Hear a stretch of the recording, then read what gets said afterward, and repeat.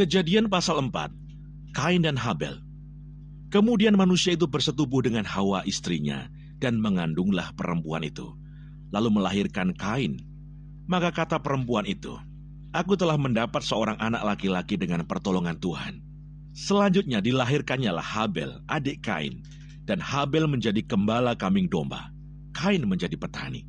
Setelah beberapa waktu lamanya, maka Kain mempersembahkan sebagian dari hasil tanah itu kepada Tuhan sebagai korban persembahan. Habel juga mempersembahkan korban persembahan dari anak sulung kambing dombanya, yakni lemak-lemaknya. Maka Tuhan mengindahkan Habel dan korban persembahannya itu, tetapi Kain dan korban persembahannya tidak diindahkannya. Lalu hati Kain menjadi sangat panas dan mukanya muram. Firman Tuhan kepada Kain, "Mengapa hatimu panas dan mukamu muram? Apakah mukamu tidak akan berseri jika engkau berbuat baik? Tetapi jika engkau tidak berbuat baik, dosa sudah mengintip di depan pintu. Ia sangat menggoda engkau, tetapi engkau harus berkuasa atasnya." Kata Kain kepada Habel adiknya, "Marilah kita pergi ke padang." Ketika mereka ada di padang, tiba-tiba Kain memukul Habel adiknya itu, lalu membunuh dia. Firman Tuhan kepada Kain, "Di mana Habel adikmu itu?" Jawabnya, "Aku tidak tahu." "Apakah aku penjaga adikku?" Firman-Nya, "Apakah yang telah kau perbuat ini? Darah adikmu itu berteriak kepadaku dari tanah.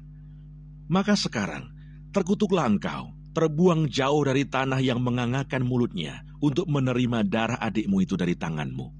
Apabila engkau mengusahakan tanah itu, maka tanah itu tidak akan memberikan hasil sepenuhnya lagi kepadamu. Engkau menjadi seorang pelarian dan pengembara di bumi." Kata Kain kepada Tuhan, "Hukumanku itu lebih besar daripada yang dapat kutanggung. Engkau menghalau aku sekarang dari tanah ini, dan aku akan tersembunyi dari hadapanmu, seorang pelarian dan pengembara di bumi. Maka barang siapa yang akan bertemu dengan aku, tentulah akan membunuh aku." Firman Tuhan kepadanya, "Sekali-kali tidak. Barang siapa yang membunuh Kain, akan dibalaskan kepadanya 7 kali lipat." Kemudian Tuhan menaruh tanda pada Kain, supaya ia jangan dibunuh oleh barang siapapun yang bertemu dengan dia. Lalu Kain pergi dari hadapan Tuhan, dan ia menetap di tanah Nod, di sebelah timur Eden. Keturunan Kain, Set dan Enos. Kain bersetubuh dengan istrinya, dan mengandunglah perempuan itu, lalu melahirkan Henoh. Kemudian Kain mendirikan suatu kota, dan dinamainya kota itu Henoh, menurut nama anaknya.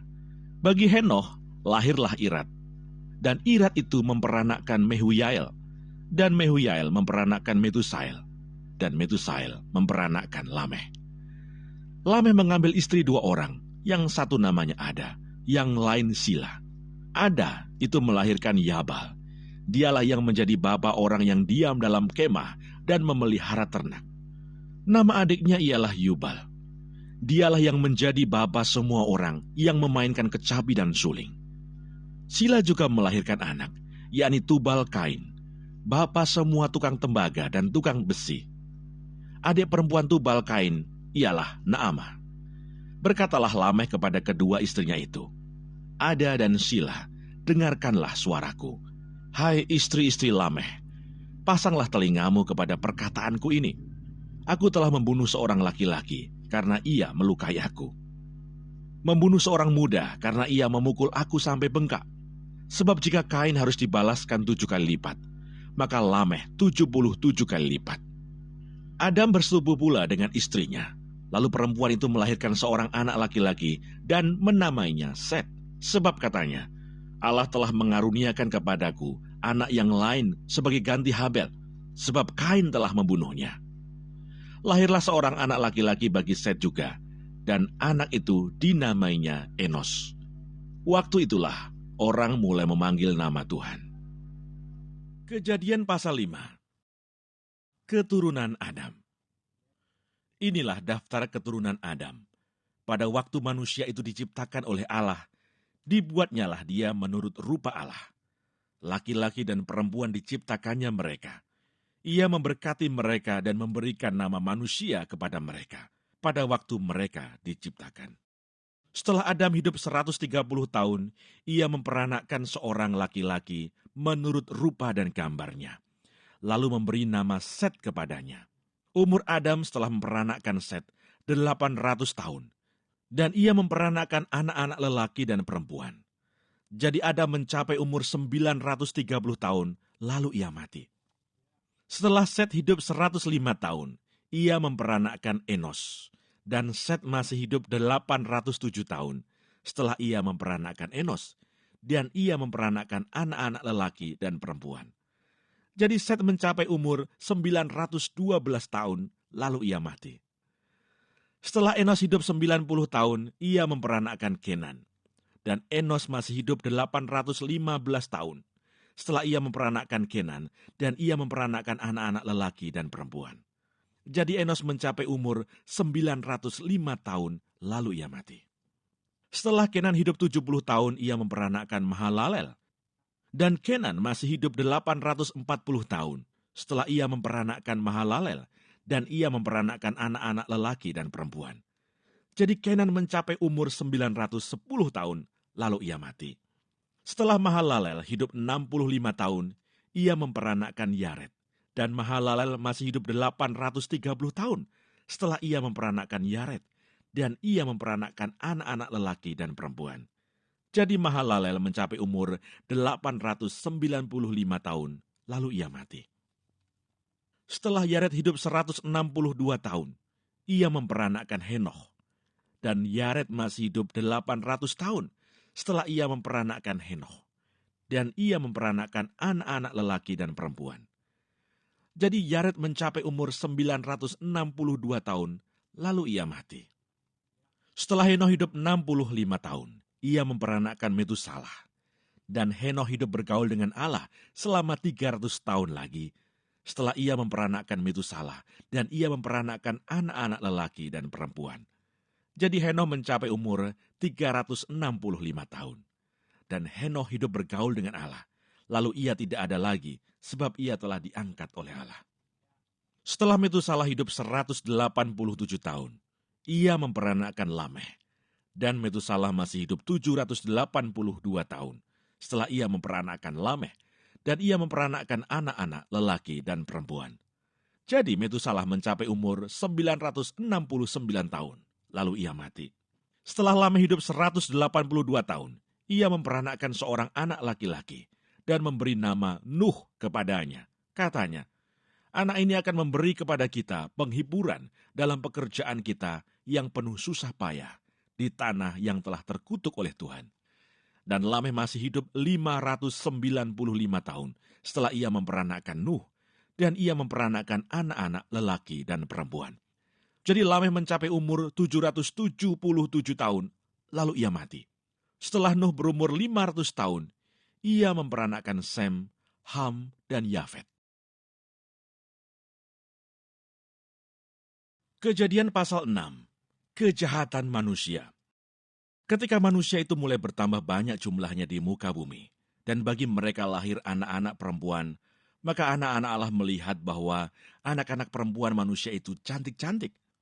Lalu mereka mengambil istri dari antara perempuan-perempuan itu, siapa saja yang disukai mereka. Berfirmanlah Tuhan, Rohku tidak akan selama-lamanya tinggal di dalam manusia, karena manusia itu adalah daging, tetapi umurnya akan 120 tahun saja. Pada waktu itu orang-orang raksasa ada di bumi, dan juga pada waktu sesudahnya. Ketika anak-anak Allah menghampiri anak-anak perempuan manusia, dan perempuan-perempuan itu melahirkan anak bagi mereka. Inilah orang-orang yang gagah perkasa di zaman purbakala, orang-orang yang kenamaan. Ketika dilihat Tuhan bahwa kejahatan manusia besar di bumi, dan bahwa segala kecenderungan hatinya selalu membuahkan kejahatan semata-mata, maka menyesallah Tuhan bahwa ia telah menjadikan manusia di bumi, dan hal itu memilukan hatinya. Berfirmanlah Tuhan, Aku akan menghapuskan manusia yang telah kuciptakan itu dari muka bumi, baik manusia maupun hewan, dan binatang-binatang melata, dan burung-burung di udara, sebab aku menyesal bahwa aku telah menjadikan mereka. Tetapi Nuh mendapat kasih karunia di mata Tuhan. Riwayat Nuh. Inilah riwayat Nuh. Nuh adalah seorang yang benar dan tidak bercela di antara orang-orang sejamannya. Dan Nuh itu hidup bergaul dengan Allah. Nuh memperanakkan 3 orang laki-laki, Sem, Ham, dan Yafet. Adapun bumi itu telah rusak di hadapan Allah dan penuh dengan kekerasan. Allah menilik bumi itu dan sungguhlah rusak benar, sebab semua manusia menjalankan hidup yang rusak di bumi. Berfirmanlah Allah kepada Nuh, Aku telah memutuskan untuk mengakhiri hidup segala makhluk, sebab bumi telah penuh dengan kekerasan oleh mereka. Jadi aku akan memusnahkan mereka bersama-sama dengan bumi. Buatlah bagimu sebuah bahtera dari kayu gofir. Bahtera itu harus kau buat berpetak-petak, dan harus kau tutup dengan pakal dari luar dan dari dalam. Beginilah engkau harus membuat bahtera itu. 300 hasta panjangnya, 50 hasta lebarnya, dan 30 hasta tingginya. Buatlah atap pada bahtera itu, dan selesaikanlah bahtera itu sampai sehasta dari atas, dan pasanglah pintunya pada lambungnya. Buatlah bahtera itu bertingkat bawah, tengah, dan atas.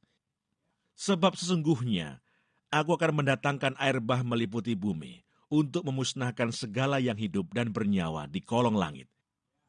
Segala yang ada di bumi akan mati binasa. Tetapi dengan engkau aku akan mengadakan perjanjianku, dan engkau akan masuk ke dalam bahtera itu. Engkau bersama-sama dengan anak-anakmu dan istrimu dan istri anak-anakmu, dan dari segala yang hidup, dari segala makhluk, dari semuanya, haruslah engkau bawa 1 pasang ke dalam bahtera itu, supaya terpelihara hidupnya bersama-sama dengan engkau. Jantan dan betina harus kau bawa. Dari segala jenis burung dan dari segala jenis hewan, dari segala jenis binatang melata di muka bumi, dari semuanya itu harus datang 1 pasang kepadamu, supaya terpelihara hidupnya. Dan engkau, bawalah bagimu segala apa yang dapat dimakan. Kumpulkanlah itu padamu untuk menjadi makanan bagimu dan bagi mereka. Lalu Nuh melakukan semuanya itu, tepat seperti yang diperintahkan Allah kepadanya. Demikianlah dilakukannya.